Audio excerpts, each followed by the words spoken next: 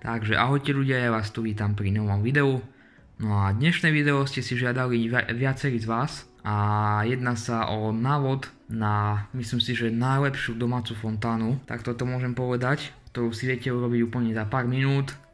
Nie je na to potrebných veľa vecí, tu proste všetko vidíte teraz v tomto zábere, čo na to treba, podľa mňa to máte úplne skoro všetci doma. Má takýto efekt, ako teraz vidíte. Klasicky sú tam nalamané prskavky, ale ja tam používam maličké petardy z buchacieho koberčeka, ktoré tam dodajú taký veľmi špeciálny efekt. Takže myslím si, že je to veľmi dobrá fontánka a poďme si takto rýchlo shrnúť, čo na to potrebujeme a potom si ju ideme ukázať, ako sa robí a nakoniec si ju samozrejme otestujeme, odpálime. Tak potrebujeme na to nejaký ten papier, takýto hrubý najlepšie, výkres alebo prípadne kartón, ale takýto výkres hrubý je najlepšie, na to potom nejaké tie prskavky. Počet kusov závisí od toho, akú chcete mať veľkú fontánu, aké máte dlhé tie prskavky a tak ďalej. Ale pokojne postačia len nejaké tie dve, ani toľko možno nie. Potom nejaký ten buchací koberček, úplne taktiež stačí jeden, lebo do jednej fontánky nejakých tých 4-5 petardiček z buchacieho koberčeka 70 gramového malého idú. Pokojne ani nemusíte ničiť koberček, ja ho musím ničiť, ale možno, že keď máte balenie tých buchacích koberčekov, tak tam nájdete úplne také povypadávané, poodlamované malé petardičky, tie len stačí zobrať a potom ich tam dať, tak ako si ukážeme. Ale ako hovorím, ja musím použiť celý buchací koberček a poodlamovať sa mať petardy, ale nemal by sa tým nejako poškodiť. Potom tyčinkové lepidlo, hej, do tej viacej pištole a samotnú taviacu pištol, tú samotnú taviacu pištol ani nepotrebujete. Stačí vám na to tryskový zapalovač, ale tak s tou taviacou pištolou to je lepšie a rýchlejšie. Potom ešte nejakú tú ceruzku, hej, nožnice, kružidlo. Kružidlo nie je potrebné, stačí vám to nejako obkresliť, ale aby to bolo presnejšie a aby to lepšie vyzeralo a bolo to jednoduchšie, tak sa oplatí použiť kružidlo.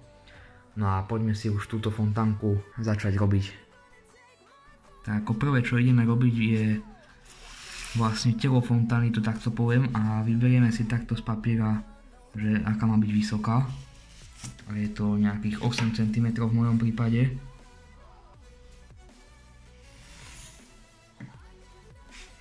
Klasicky jednoducho to vystrihneme, to si myslím, že ani nie je potrebné natáčať.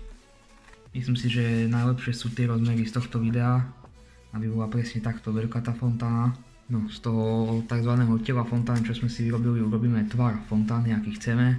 Takže takýto valec a zalepíme ho samozrejme. Tak máme to hotové, my robíme konkrétne 3 fontány. Takže tak myslíte na to, aby to bolo dostatočne hrubé. Tie rúrky na to, aby sa tam zmestilo tak cca 5 tých malých petard z tých buchacích koberčekov, že aby to nebolo ani príliš hrubé, ale aby sa tam zmestilo. Takže tak. Dobre, teraz si vyrobíme podstavce pre fontány, taktiež myslíte, aby boli dostatočne veľké, aby tá fontána nespadla, ale zase aby to dobre vyzeralo, aby to nebolo príliš veľké. Teraz ďalší krok, takto si oblepíme lepidlom z taviacej pištole fontány, aby nám držali podstavec. Klasicky. Pokiaľ čakáme, ako nám lepidlo schne, tak si môžeme takto odtrhnúť alebo nastrihať petardičky z buchacieho koberčeka. Je veľká šanca, ako som už hovoril, že vo vašom balení tam budú už takto poopadávané niektoré, takže ich stačí len zobrať. Ale ja som tam takto nemal, takže som takto musel poškodiť jeden koberček, ale tak mal by buchať aj naďalej. Až na to, že tam bude menej petardičiek, no a takto ich nazbieram, ja ich som mal konkrétne viac, lebo som robil 3 koberčeky. Záleží to, koľko ich budete robiť.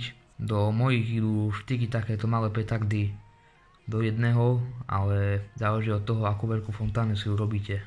Ešte taká vec, ktorú vám chcem povedať, kúpil som prednedávnom neonové prskavky, to sú proste farebné prskavky, podľa mňa ich poznáte skoro každý.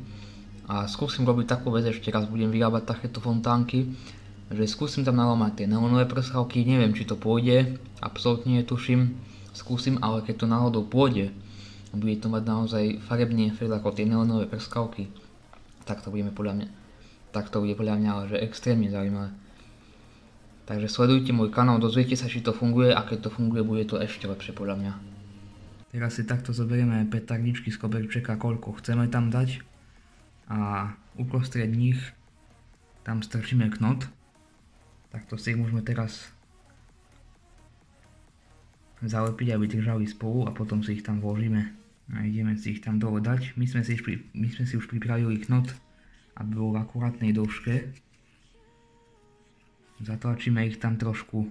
Takže mysleli sme tam ich strčiť ešte raz tie petardy, lebo prvý pokus nevyšiel, treba to robiť fakt, že opatrne a s citom. A my si ideme teraz takto robiť ešte ďalšie dve fontánky. Dobre, tak my to už máme všade hotové. A ideme ešte ako keby zaistiť knotmi predtým, ako tam budeme dávať prskavky, aby nevyšli hore, aby tam držali. Takto ešte lepidlom.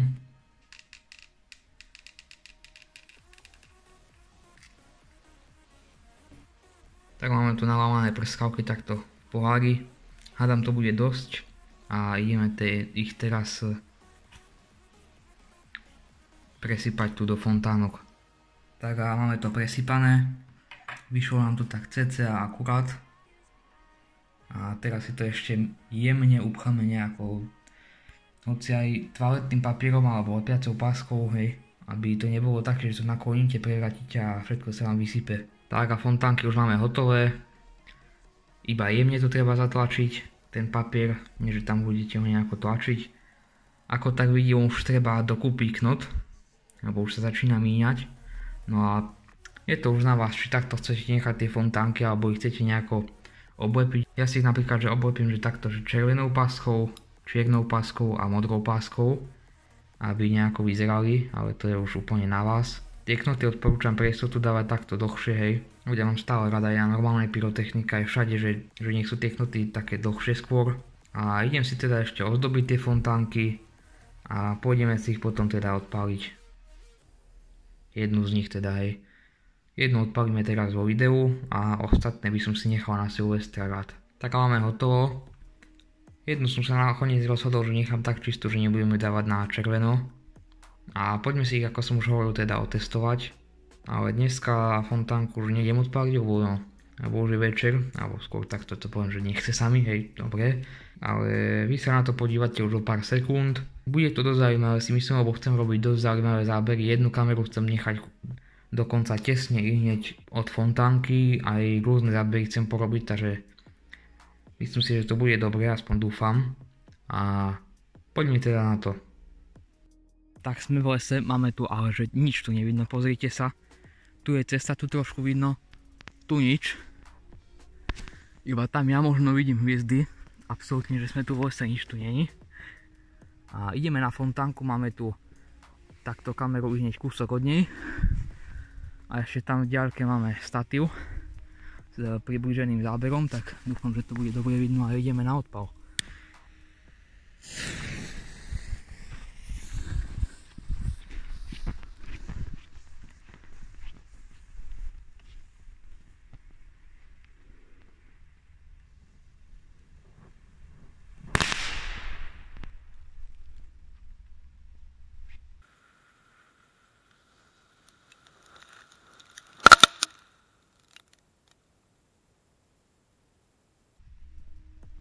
Ako môžete vidieť, fajnový efekt.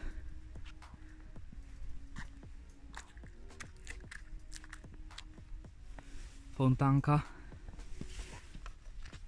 Kamera. Samozrejme máme tu mokro, takže nič sa nemôže stať. Týmto chcem varovať aj vás. Odpaľujte to iba keď je vlhko, pretože teraz jednak to tu sledujeme, či sa náhodou niečo nechytí, keďže dosť veľa iskry ide do vzduchu a je tu mokro, takže absolútne nič nehrozí. Efekt presne taký, ako sme plánovali. Máme tu už viac svetla, tu môžeme vidieť aj statív z auta. Dúfam, že zábery budú dobré. No ľudia, ospravedlňujem sa vám, ale zábery z tej druhej kamery nebudú, pretože proste riešil som tam nejaké veci s SD kartami, hej, a tak ďalej. A omylom som šikovne to video odstránil, takže tak ako bol celkom dobrý ten záber, čo som ho videl iba na kameru, v počítači som ho stiahnutý nemal, ale tak čo s tým narobím. Mohlo to byť zaujímavejšie, ale tak no, nebudem to už riešiť, nebudem, hej. A to už je všetko. Ak sa vám video páčilo, takýto návod a odpal, tak určite zanechajte odber, like a to je už všetko. Čaute.